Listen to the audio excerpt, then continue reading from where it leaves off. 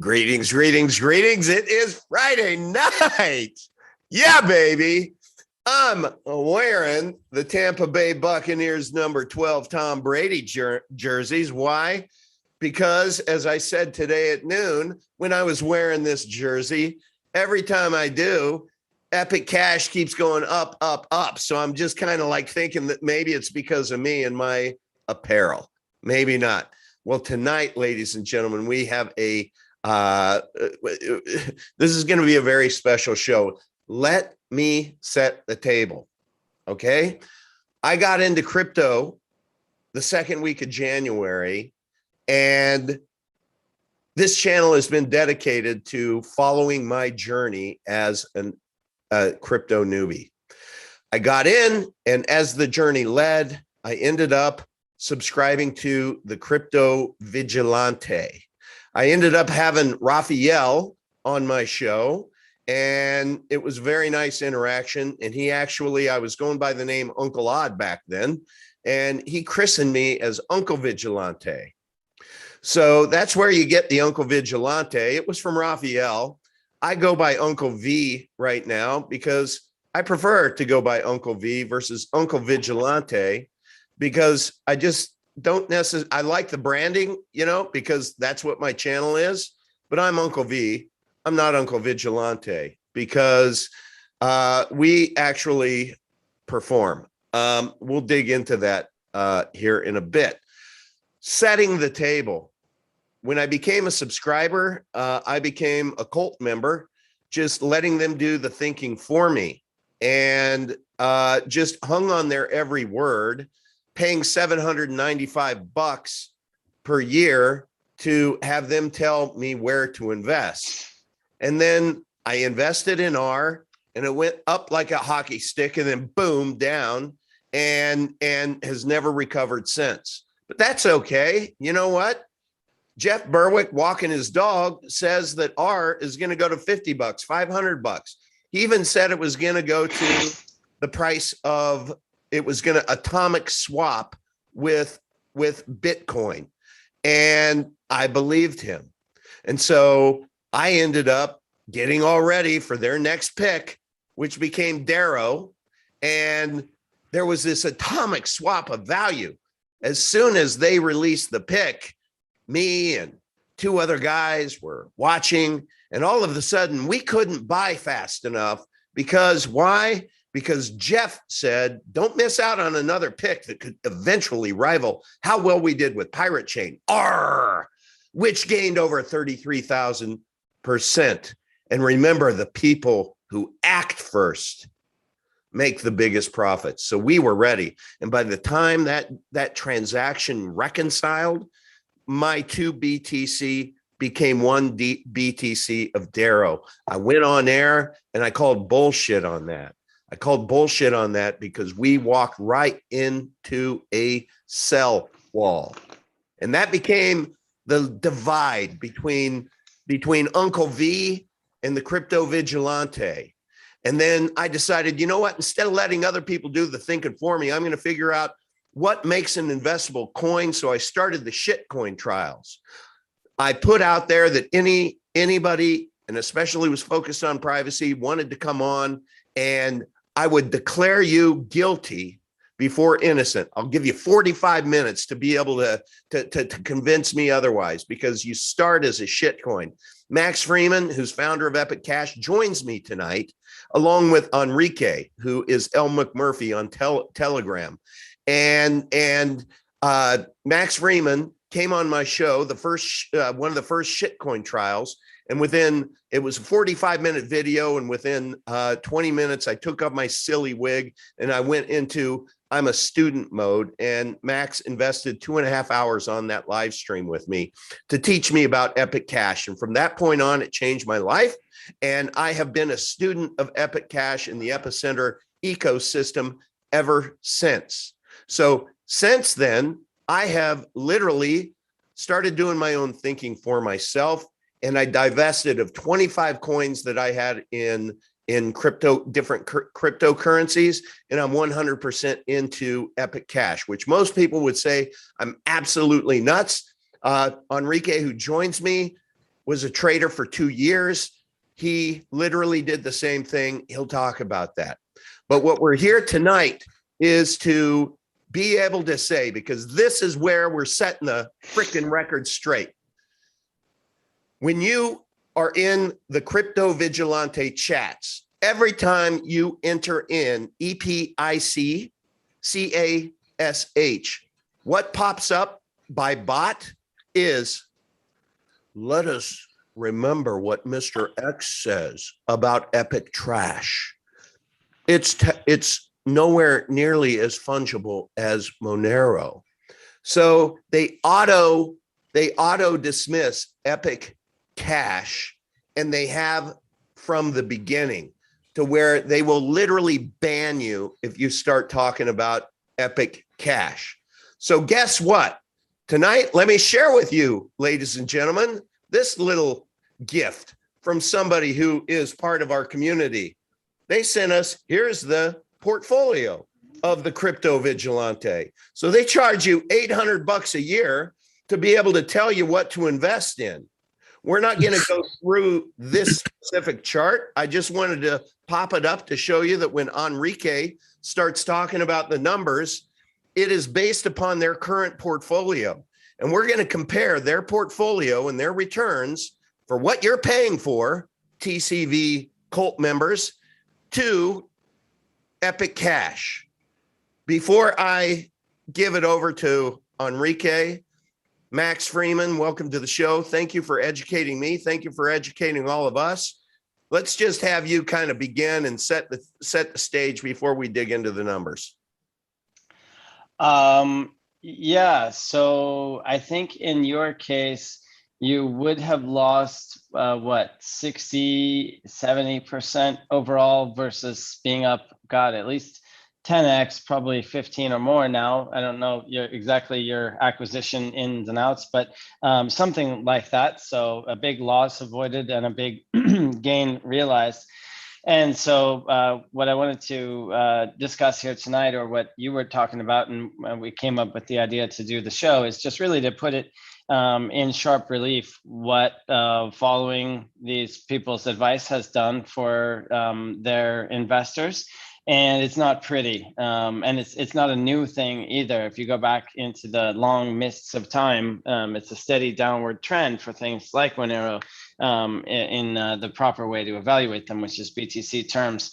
So unfortunately, like you discovered, there are unsavory operators that prey on newbies and trusting people, and it's led to a bit of friction within certain quarters, particularly in the Liberty community, and it makes us look bad to roll in the mud with pigs, because we get dirty and it's stinky and all of that. So we haven't really had a chance to defend ourselves, but we've just been the target of deliberate misinformation repeatedly for years now.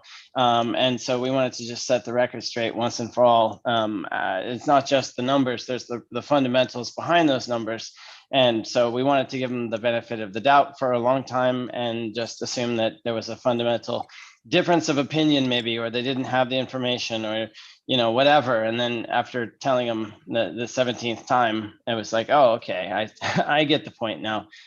Thanks. And so it's been years where thousands, I think 15,000 people are in the pirate chain community alone, and they've received hundreds of programming messages over and over in all kinds of ways that are harming their wealth. And so to whatever extent this message gets out there, then people can arrest the bleeding in their portfolios and jump on a winning train. Excellent. Excellent. Enrique, welcome to the show. Thank you. Thank you for all the work that you put in. Thank you. And this is really going to be your movie because you are very adept at the numbers, and everything that you present is cold, hard facts, black and white. These are ones and zeros here. So over to you. Absolutely. All right.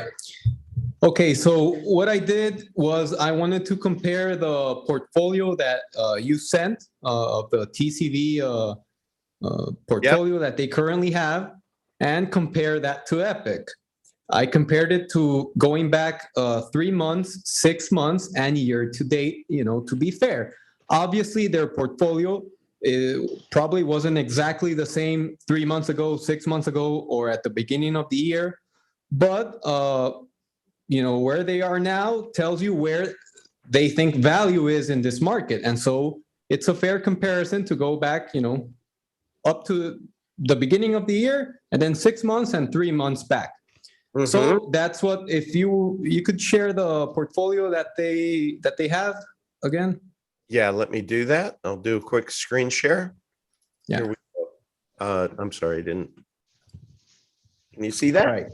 Yeah. So what I'll show you is a table that compares Epic to this portfolio. And the way I did it is that I took $1,000 into Epic, and then I took $1,000 and distributed them evenly in the same way that not evenly, but proportionately to the same way that they have their portfolio. So $1,000 in their portfolio would go like this. It would be $280 into Monero, $200 into Pirate Chain, $60 into Wonero.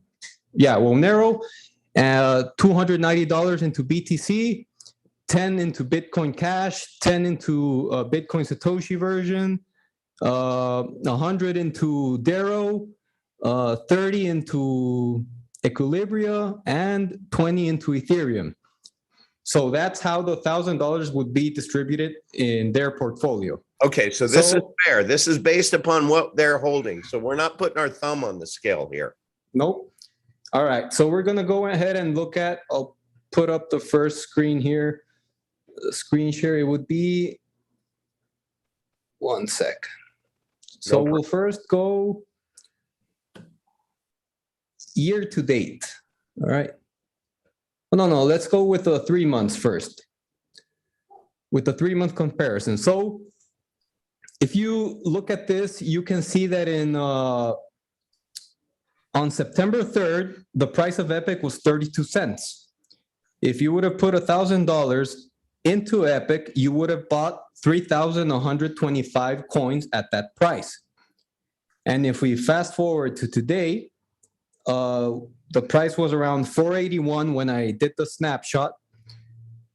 The value of your $1,000 portfolio 3 months ago would be worth $15,000 today, $15,031.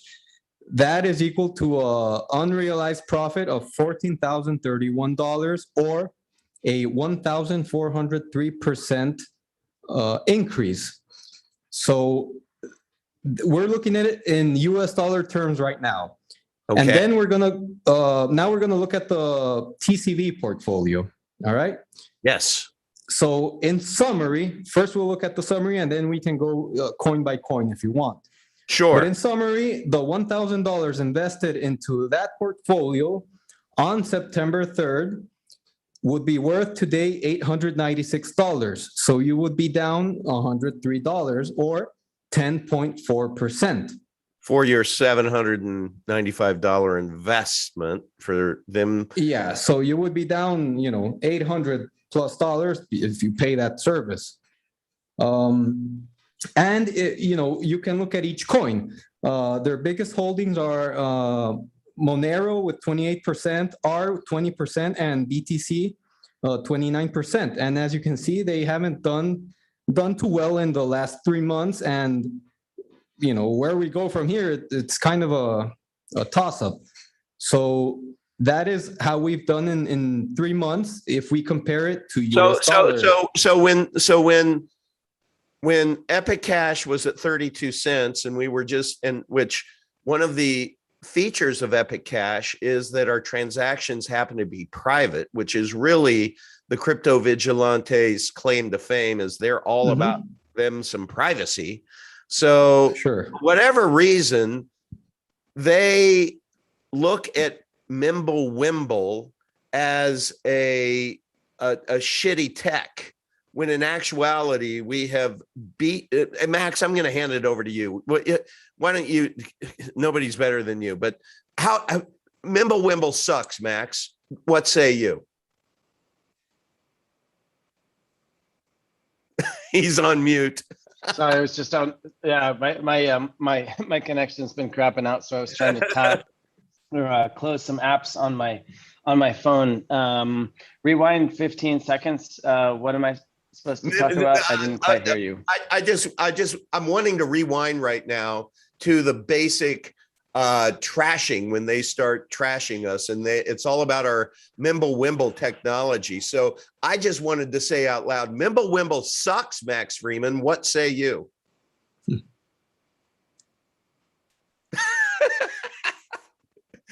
Nothing. All right, we're gonna give Max All it right. up there. Can you? Yeah, let's wait till he comes back on. Are you there, Max? All right, he's having technical difficulty. No, okay, no. Okay, now I'm back. Yeah, reminder to get a better studio remains on my list. Every week. Apologies for the lack of professionalism. Yes. If anyone is able to help on that, I definitely could use a volunteer. Yeah, so Epic is trash for obsolete portfolios full of fully valued coins that have their best days behind them in the rear view. So from that perspective, they are correct. And earlier you were talking about how the early movers get the profits, and how you were trying to be earlier than the rest of the subscribers. But I would actually point out that they were technically correct, because they moved their money into position before your FOMO and pocketed the atomic swap of your money. So just to be technical about yes, it. but right now, I just wanted to, let's just book in this. I wanted to just say their primary dissuasion of Epic trash, as they call it, is our Mimblewimble technology, because it's nowhere nearly as fungible as Monero. That's their auto response, and that has probably kept more people from getting wealthy or having a shot at becoming wealthy than probably any one-liner on the internet. So I just want you to defend Mimblewimble. Yeah. Yeah. So where to even begin? Mimblewimble is the future of blockchain technology, full stop. Scalability is a serious issue that really can't be solved without Mimblewimble, without centralizing or giving up performance in other areas. There's no free lunch, and there are trade-offs. And so essentially the way that we arrived at the privacy that Mimblewimble provides was as a byproduct of the scalability that we needed to be able to handle the volume. And so even if you happen to feel that one way of achieving anonymity and privacy for your transactions is superior to another, if it compromises the ability of the world to use your network, as it does in the case of the ZK snark-based approaches that Pirate Chain and Zcash use, where you can't generate a transaction on mobile because it's too computationally heavy, or Monero, where the blockchain is 100 gigabytes and has a very limited capacity compared to Epic, which is only 2 gigabytes and has much greater capacity, then it becomes really less relevant whether for your particular use case, it's the type of privacy from the type of people under the certain assumptions that you want. But I mean, we're talking about a handful of assets that offer full confidentiality, which is a firm prerequisite for fungibility. The world doesn't really realize yet that it needs that, but it will. And when it does, we'll be there and we'll benefit from it. But it's either HTTPS or it's not. And yeah, some people can dig in and see. And if you're, playing spy versus spy, Jason Bourne versus the KGB, then great, get into the weeds on that. But for the rest of us, we just don't want to have the baker know everything about our financial history if we buy a loaf of bread from him. Mm-hmm. And that's just the first on a whole host of problems that come with a fully observable ledger. And so Mimblewimble flips the script. It enables us to do all kinds of wonderful things. And I think there's a place where every blockchain has Mimblewimble. I got this from Todd Lewis, actually. He says it deadpan with great delivery. There's a place where Mimblewimble is standard out of the box on all blockchains. Oh yeah, where's that? The future. Yeah. Todd Lewis is our chief tech officer, if there is such a thing. He's our lead tech. How about that? He's our lead tech because we're not a corporation. I would call him CSA. He's more of a software architect Okay, type of chief software architect. yeah. So- and so then you- there's others at the high level for other technical stuff as well. That Yes. I will decline to name at the moment. So meanwhile, back when I was, losing my money on their Darrow atomic swap of me selling into their, predetermined sell walls to make their money off of their subscribers, their newbies, I had transitioned into Epic Cash. So this is probably fair. My basis, being, I started in at 24 cents and probably basis up to 50 cents. And I bought even since then, I dollar cost average in. So, but you can take a look, Enrique, I'm up a fair amount in comparison to if I would have just joined the cult and stayed in the cult and listened to them trash Epic Cash. Yeah, and you're looking at it in dollar terms. Now, if we look at the performance of Epic versus the TCV portfolio in Bitcoin, Epic for the past 3 months has outperformed BTC by 1,293%. Okay, so that's in the purple down here. That's in the purple right there. Epic If you portfolio in BTC. Yes, if you would have put $1,000, into Epic in BTC terms on that date, it would have been 0.02 BTC. That would have been the value of your portfolio. Okay. And if we go forward to today, the value of your portfolio would be 0.28 BTC essentially, so a quarter of a Bitcoin, and that is equal to a 1,200% increase. So in other words, we've essentially outperformed Bitcoin by 1,200% over the last 3 months, whereas the TCV portfolio is actually worth less. They've lost 17%. They've underperformed in BTC terms. Max, can you please, because you explained this so well on the show the other day, why do you look in analyze things in terms of BTC comparisons? Well, so let's see. Imagine the minimum wage discussions, fight for 15. If the average wage level is 10 and a product costs 5, and then the wage level goes to 15, and now that product costs 8, well, you've actually lost ground due to inflation and how that gets unevenly distributed based on who gets access to the newly created currency first in a process called the Cantillon effect. And so it's the same thing here, where you really have to look at net, where am I versus where I could be? Because if you're in crypto, if you're in anything other than BTC, which historically has been the monster that dominated everything and the one that wins against everything long term, then you have to have some serious cojones to go against that and say, well, I'm going to pick this winner that the market values inappropriately and I have superior information. Because the smart play for most people has just been to dollar cost average and hodl BTC. And we seem crazy because we're saying, well, this time it really is different, and it is. But historically, the last 5,000 times people have said that it's been wrong. And so that's why we always prefer to look at the charts in BTC terms. For example, Monero, not to beat up on them, but if you go back to January 2018 versus today in BTC terms, it's down like 90+% or something. And so you get these optical illusions where the charts go up and down in dollar terms, and people see signal within the noise when they draw lines on charts and read the chicken bones.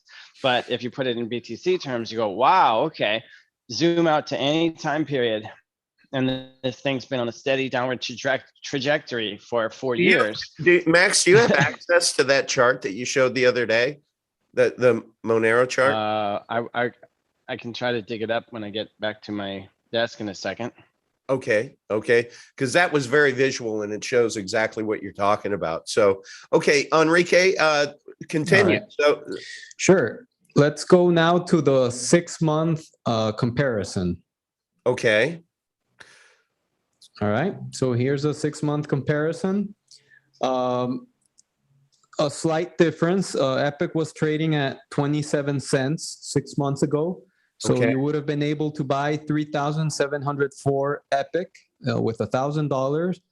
And that would, be worth $17,814 today. Or Now this was same as a this 1,600%. This was 6 months ago. Yes, this was 6 months ago. The price on June 6th of this year. Okay, it was So- 27 cents. Yeah, So- 27 cents. So my So moving $1,000. forward, Yeah. Okay. yeah.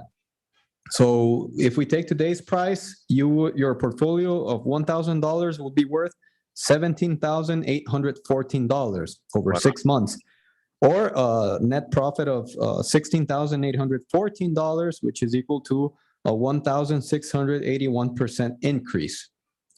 And if we look at the TCV portfolio, first we'll look at the total. The $1,000 invested 6 months ago would be worth $1,343 today. So All you of- would be up $343 or All- 34%. Yeah, that's It's not bad if you compare it to traditional investments, but in cryptocurrency, it's pretty poor. well, in Epic currency, it's pretty poor for sure. Yeah. But still, now if we look at it in BTC terms, 6 months ago, you would have been able to buy 0.027 BTC with $1,000. And in today's value, you would have 0.33 BTC Wow. if you had invested in Epic. And in the TCV portfolio, you would have 0.0249. So you would still have lost in BTC terms, which was just what Max explained. You'd be down 10.61% if you had invested, with their portfolio.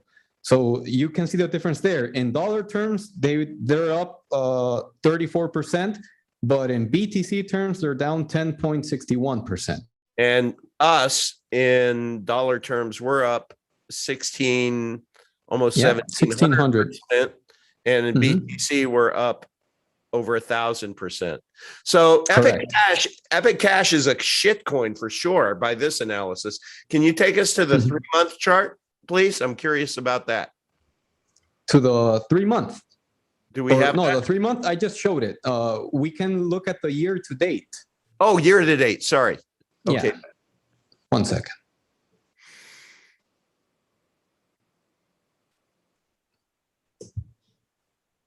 Everyone in the chat, welcome. And I hope All you're right. enjoying this, the fact that it is black and white. These are X's and O's. These are ones and zeros. This is just math. So don't shoot the messenger. We're just trying to be able to break the spell, if you know what I mean. All right. So if we do the comparison year to date of Epic versus a TCV portfolio, Just lost you. You froze, El McMurphy. There we go. You're good. Yeah. I can see you now. All right. Okay. So the price of one Epic on January 1st of this year was 23 cents. If you had put $1,000 into Epic, you would have been able to buy 4,348 coins. At today's price, that $1,000 investment would be worth $20,913 And for a net profit of $19,913 or an increase of 1,991%. you And go Epic if Cash. yeah, Nice. that's pretty impressive.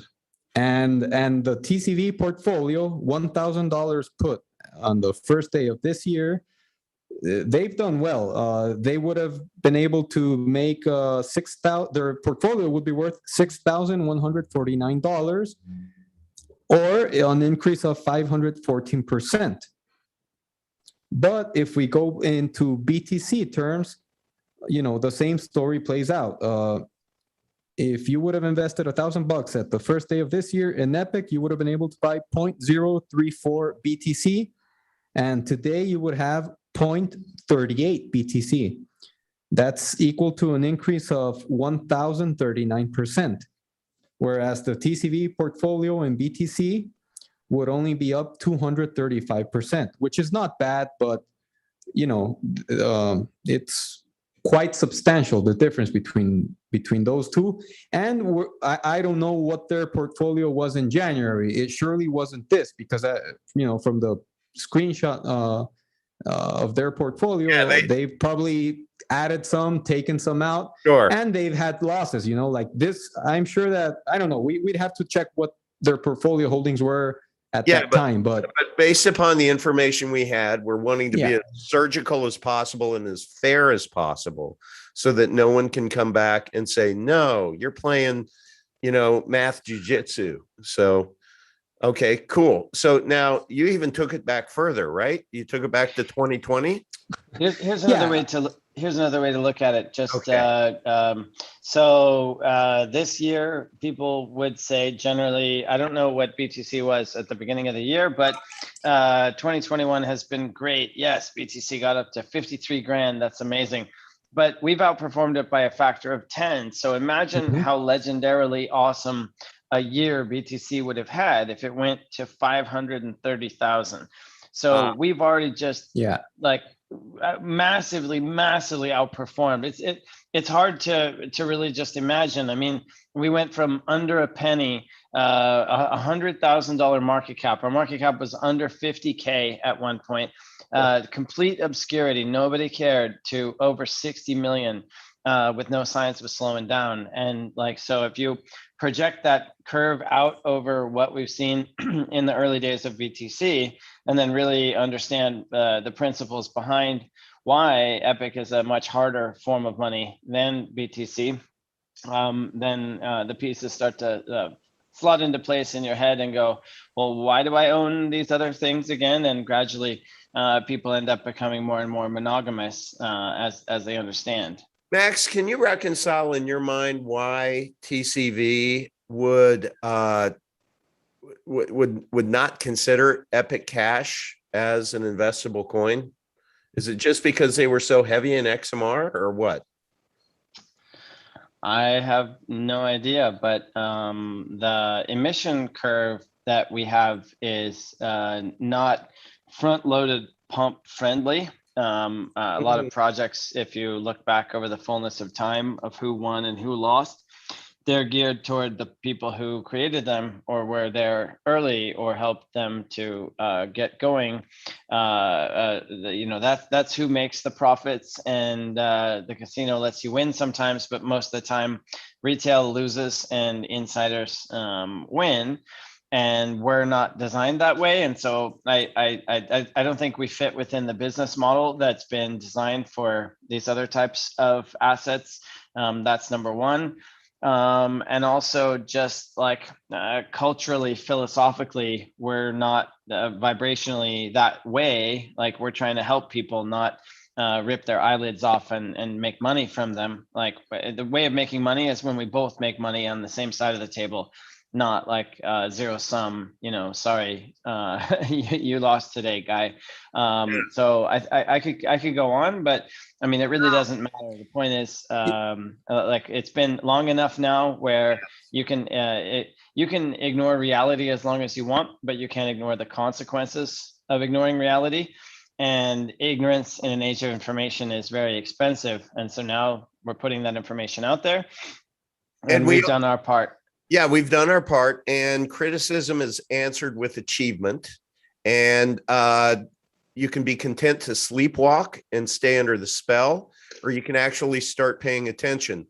Max, so we're gonna put that chapter to bed. TCV, I guess, kind of the mic drop. I want to just leave, and this is just me. And doesn't represent your opinion, Max, or Enrique, yours. But I just want to say, and you pay for that shit?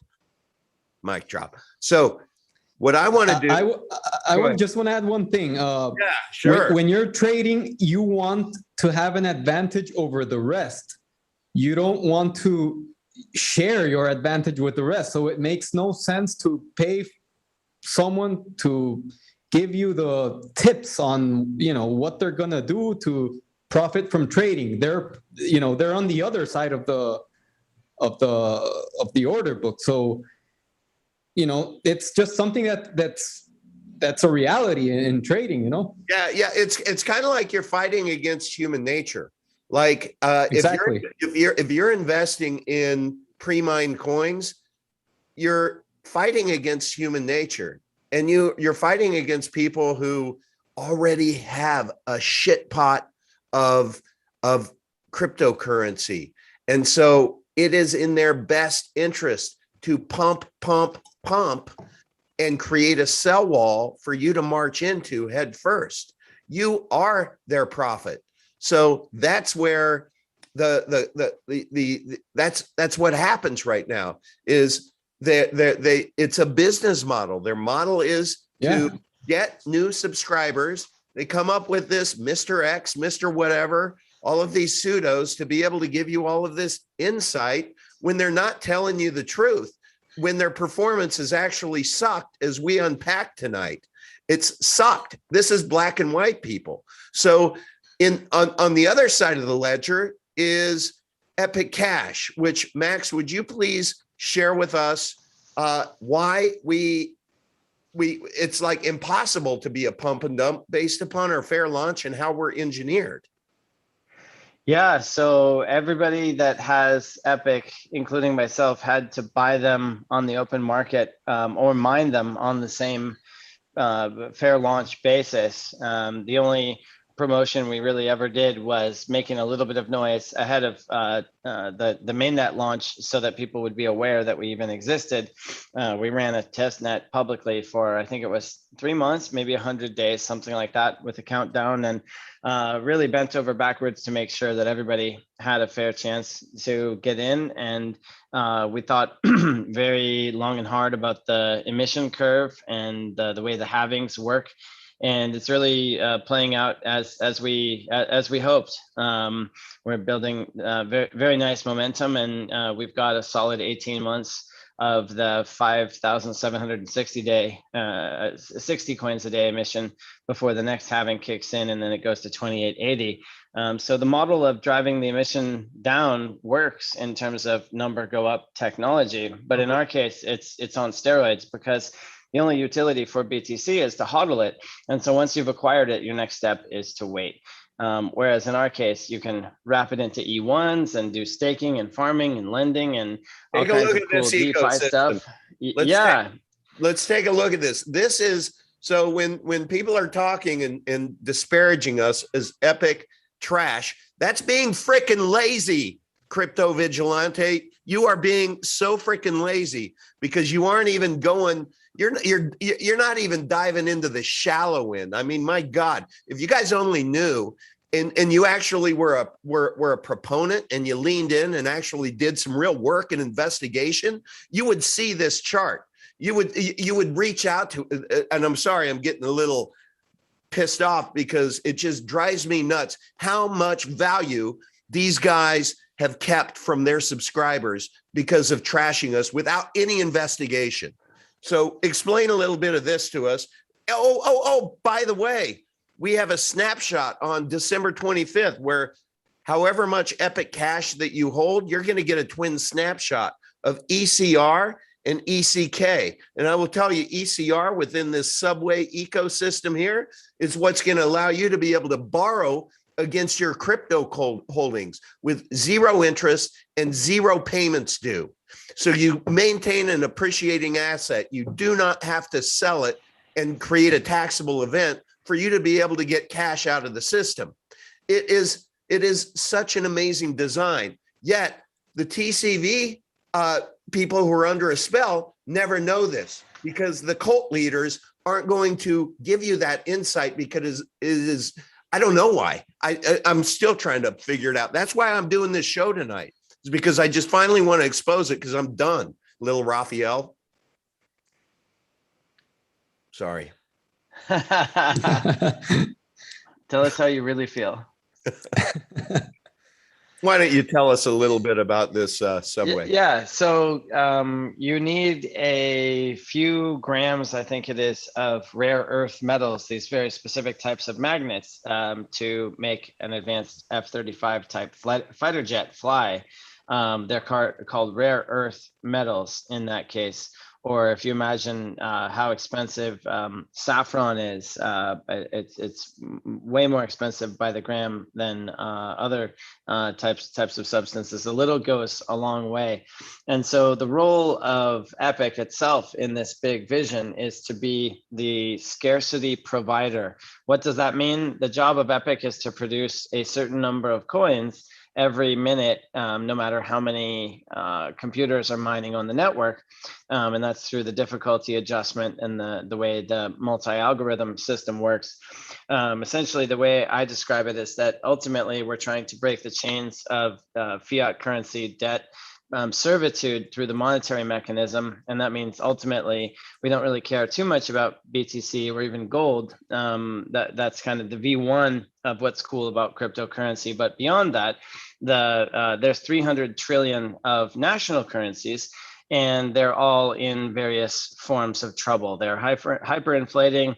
They're talking about new fangled monetary theories like helicopter money and monetary money theory. All kinds of mumbo jumbo that come down to wishful thinking and something for nothing and money from the sky. And let's just pretend it's all going to be okay. No, it's not. And so in order to make a viable non-debt-based competitor to primarily the Federal Reserve note, let's say an equity-based, fully reserved banking model that's on indefinitely sustainable footing, we need all these different components that can connect together in the right type of way. And so it'll take quite some time to get all of this fully in place. But as it comes in piecewise, we get the incremental value of whatever little step we're able to take one by one, and it really adds up incrementally. So I personally don't know what might underlie the hostility, except for the absence maybe of a clear profit model that works for their business constraints. But it doesn't really matter. There was a time when we were unknown that we would have bent over backwards to try and bridge that gap. But at this point, I mean, judge a person by his enemies. And so as our success has become more apparent, there's some sour grapes types that are making some noises. And I think we can take that as a point of pride. At least I do. Well, I think that anybody with XMR and R, the beautiful thing about Trade Ogre, we're not on there, but the beautiful thing about Trade Ogre is you can convert it to BTC and send it right over to Vite multi-wallet exchange. If you take a look down below in my show description, you'll be able to find a link to how to buy Epic Cash. And you can just simply go to Trade Ogre, convert your XMR or R or Darrow or anything that is in the portfolio of TCV, and you can convert it to BTC and then send it over, and then buy Epic Cash. And if you do that before December 25th, you're going to be able to get that 1-for-1 snapshot of ECR and ECK. You need ECR ultimately to be able to take a loan against your own Epic. And so why on earth would anyone not acquire Epic Cash this month to be able to be able to have that functionality in the very near future? After 12/25, if you want to do that, you're going to have to go acquire ECR as another asset. So that's my little pro tip is why don't you take a flyer? We have gone to great lengths to be able to present to you fairly. Thank you, Enrique, of how we have outperformed their portfolio. And I don't know how to break the spell any more than we've done tonight. I mean, I'm really, really trying. And just one quick fact. If we go back to 2020, January, I mean, XMR is their biggest holding, right? XMR and BTC has always been the majority of their portfolio. Yeah. XMR was trading at $45 on January 1st of last year, Okay. and it's gone up 382%. Okay. BTC was trading at $7,100 on January 1st of last year, and today it's trading at 53,000. So it's gone up 638%. Epic was trading at 2 cents on January 1st of last year, and it's now trading at $4.80. So it's gone up 25,215%. So $1,000 invested in Epic on January 1st of last year, $1,000 would be worth $250,000 today. That's amazing. So now that's a pretty nice trend. Yeah, that's a nice trend, and that is a nice trend, and I love that word. It's a trend. I can it's a trend. I can put on my TCV hat and say anyone can do that with a brand new coin. And over take a short period of time. But this is not a short period of time. The coin came out in September 2019. I mean, yeah. This has been a nice short long journey, if that makes any sense. Bottom line is we're the little engine that could and is and can. Max, just because you already put it out there, at the end of today's Epic Cash Live, I asked for a price prediction by year end 2022 from Enrique, and I put you on the sideline. I said, Shazam, he's not here because he hates talking about price. And I asked El McMurphy, and he gave a number end of 2022, $1,000, which happened to be the number that I would have done. And you were 10x us, and I'd like to just invite you to be able to give us some insight into your mind, because I know you're so careful. You hate that stuff, so I hate to put you on the spot, but it's already out there. How can you arrive at that prediction? Yeah, so let's work back from the singularity in June of 2028. There will be 20.3 million BTC and 20.3 million Epic. And if we take the Wall Street consensus view, Plan B, stock to flow model, CNBC, just the how would you even put it? The people who are supposed to be able to predict the future of where that's going are all in agreement that we don't know how high it's going to go. We just know it's going to go a lot higher. So, hundreds of thousands of dollars. Okay, so let's take let's be conservative at the low end of that range and take $100,000. $100,000 is they're still going to have about, it's 4.6 transactions a second today. So maybe that stays around the same, degrades a little bit. It seems to be slipping over time. So let's call that 4 transactions a second.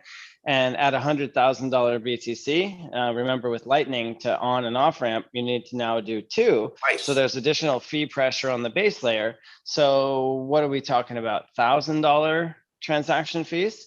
And that takes 10 minutes. And there's all these gotchas and problems and other things that come with using a fully observable ledger.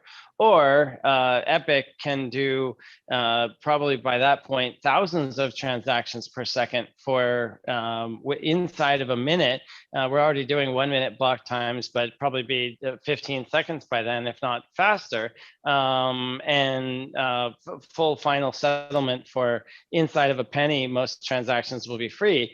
And then the network effects of that, where USDT is critical infrastructure for the BTC network, and it exists completely off to the side, operated by the Tether and Bitfinex guys. In our case, that's all transparent and on chain and runs based on smart contracts and plugs into everything we've learned from the rapid iteration of DeFi, which is now settling trillions of dollars. And so for me, it just follows the logical progression, and that's 7 years from now, which is an eternity in crypto. but we get there from here one small step at a time, and it starts with the vision. And so if we've got orders of magnitude greater performance than the existing incumbent in every dimension that matters, then it's simply a waiting game. And in crypto, it doesn't need to happen that fast. All of the infrastructure that applies to BTC applies to us. The regulatory frameworks, the custody, the institutional support, the mind share. I mean, everything is ready, and nothing excludes us from that. In fact, the skids are greased. And so it has served us well to be underestimated and be able to harden ourselves in the crucible so that we're exceptionally strong before getting lots more eyes on us. It's been good to have that extra time to batten the hatches against the storms ahead. Yeah, and I mean, it is so true. If you think about this, there were people who were bragging about, there were people, I should say, not bragging, people who bought Bitcoin under $10, under $100, under $1,000. I don't know how many of them actually held onto those Bitcoins, but we, with the, with the benefit of hindsight, knowing how we are engineered and how Bitcoin was designed, the original protocol, to go up with the scarcity. Same with us. So and the reason why, and I have to go back to this on today's noon show, the reason why you gave that prediction when I couldn't believe you would is because you made the claim that you want to protect the people who may be acquiring it now and may think that when it hits $10 or when it hits $20 that, oh, they should sell because they're up 4x. Can you comment on that? Because that was really the genesis of you giving the grander vision. Yeah, so every time we go from one the electron level to another, I get a wave of messages over the years. I talk to enormous numbers of people about this, and most of the time it's, oh, crazy shitcoin scammer, not interested, all that type of stuff. But every once in a while people listen a little bit, and sometimes that leads to action and welcome. You like what we're doing enough to take a position and hopefully get involved. And that's the best case scenario, but usually it takes a little while. And the number of times people say, yeah, I got in and I'm so unhappy that that I did that. This thing sucks. I've never heard that, but I hear the opposite case so often, which is, man, I should have listened. I could have had 500 coins and now I can only afford 50. Is it too late? And so there was somebody where they were considering shifting from one investment to another, and they could have afforded 20,000 coins. And now they can they could have gotten 3, but now the price moved to $5, so now it's 2. But then you go to buy, and what do you know, it's 9 by then or something. And so just the cost of inaction and indecision in this space is enormous. And so it's like, everybody has to operate from their own personal regret minimization framework. And here, I've held my tongue for years about how I really feel about the potential. I've dropped breadcrumbs here and there in the trading channel. People ask me for advice. What do you think I should do? And I say, well, I can't tell you what you should do, but I can tell you what I'm doing, which is that I'm in this for the long haul, and I'm going to start lightening off on my position after $1,000. And so you can trade in between, and you just know transparently as somebody that you're probably relying on to make your decisions here. What is the intention? Well, my intention is to hold long term. And if you're worried about getting Charlie lead at the top of the market cycle, that's not what we're going to do here. And so maybe I look really silly. I was tired of taking shit from the grin guys. And I bet some guy over there that within a year we would have a higher market cap. And what do you know? We lost 6 months or whatever due to the hack, and we just barely missed it. I noticed today we're over double their market cap, and so I ended up having to pay out on the bet. But it wasn't off by much, and you know, it's like in the fullness of time, it's like, are you dead right or just dead? And in this case, it was both, and so if we don't get there, then I look silly, and that's a risk I'm willing to take. But the flip side is, if I didn't come from the heart as far as saying what I think here, then people will make decisions that they end up regretting, and Yes. we could have helped them make a better decision. So on balance, that's why I end up to decide to say that. Thank you. I want to end on, this is for you, Nathan Stoltman, who is from Lift the Veil, who I have been trying to evangelize Epic for a long, long time. And I mean, since it's like 24 cents, and he just he always has a reason, a negative reason why not, right?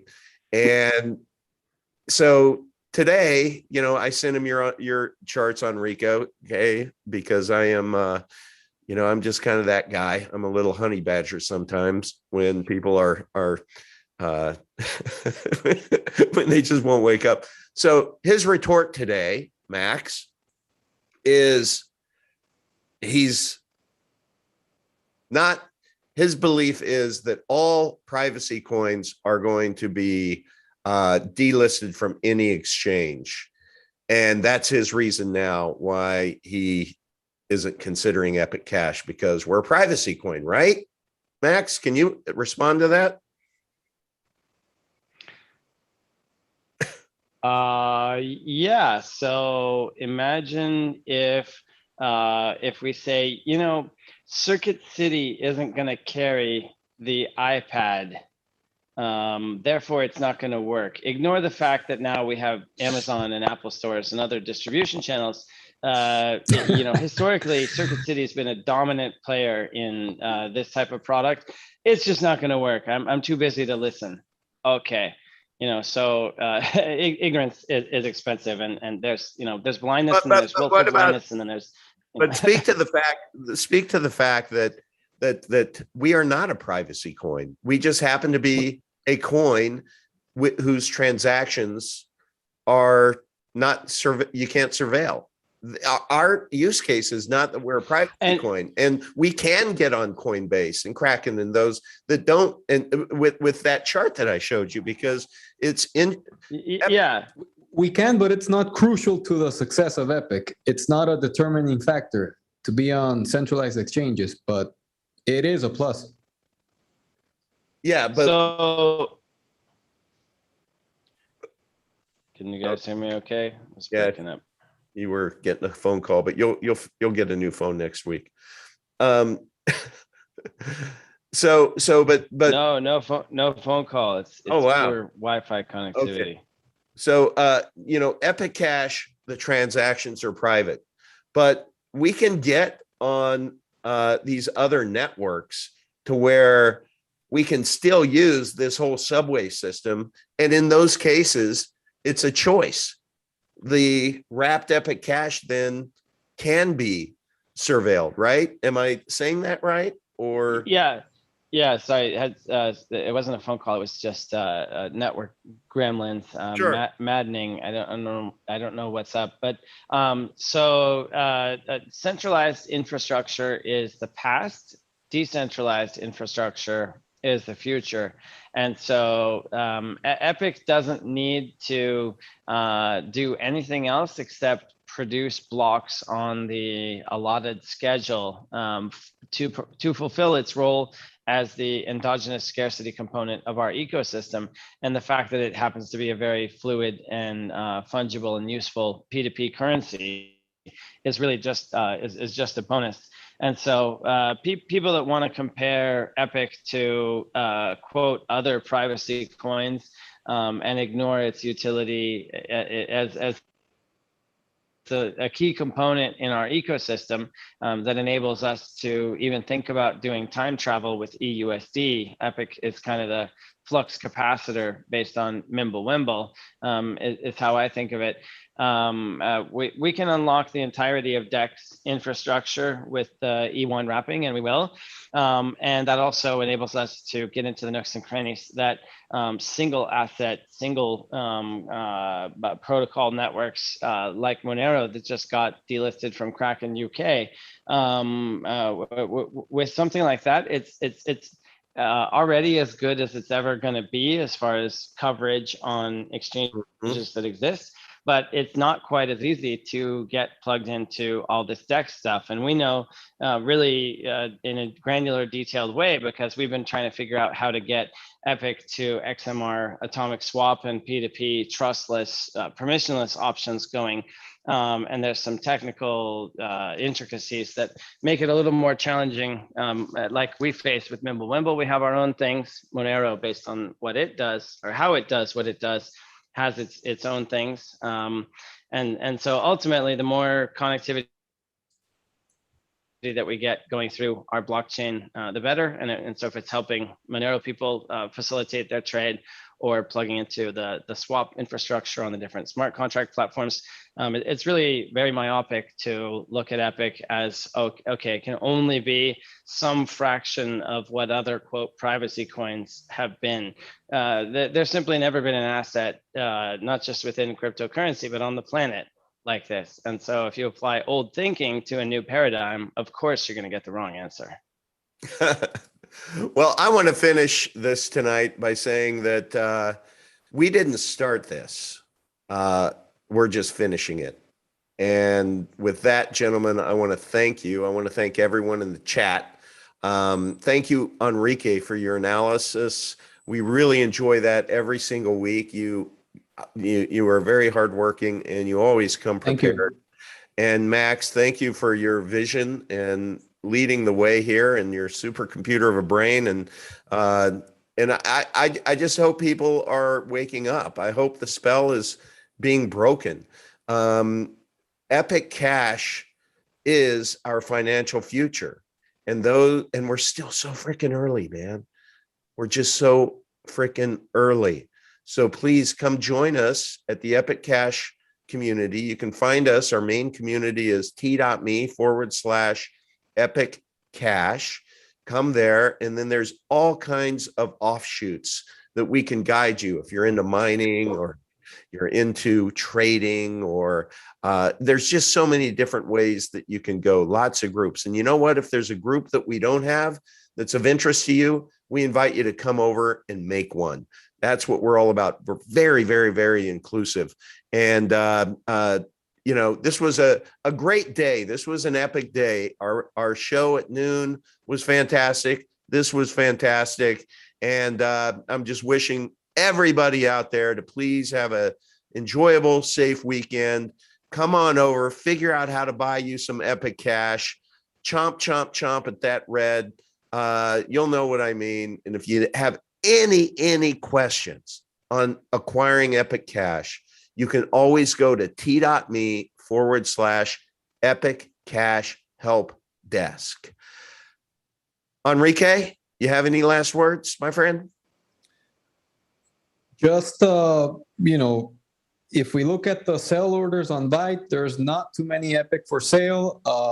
I think that number will drastically go down, and your end of month prediction will likely come true, you know, $10. Yep. You know, I think the writing's on the wall. There's I hear a lot of people still, like in my circle, questioning why to get into cryptocurrencies. And one of the things I would tell them is to just look at what the Federal Reserve is doing and what they've been doing, and how it's all been so predictable for the past 14 years. Mm-hmm. So, you know, it's a no-brainer of where you're supposed to be in terms of where you should put your money, you know? And basically, in summary to that, it's like you want to be an appreciating asset that we've demonstrated to you tonight is Epic Cash. Or if you keep your green money in the bank, then you're seeing it today. Your purchasing power is disintegrating by 15% a year. So that $100 that you can go put to use today, it's only going to be able to, it's going to be $85 in a year, and then 15% down after that. So it's not, it's a depreciating asset. And that is just, that is, we cannot preach that enough. That's why you need to be in crypto. Now, we happen to think we are the best in crypto, and our stats are backing that up, but definitely just at least, lean in and start becoming aware and familiar. We in t.me/Epic Cash, they can guide you to Epic Cash for noobs.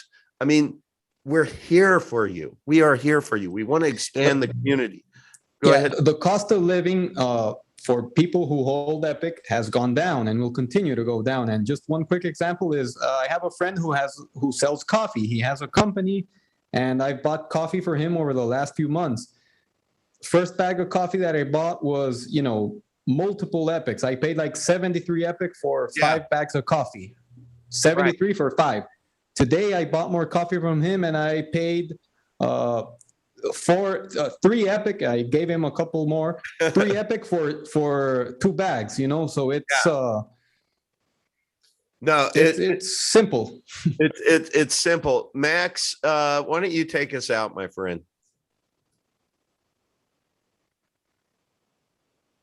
I think we covered it all. Okay, we did. This has been a good day. I think Uncle V's going to go get some dinner now. All right, guys, have an epic weekend. As always.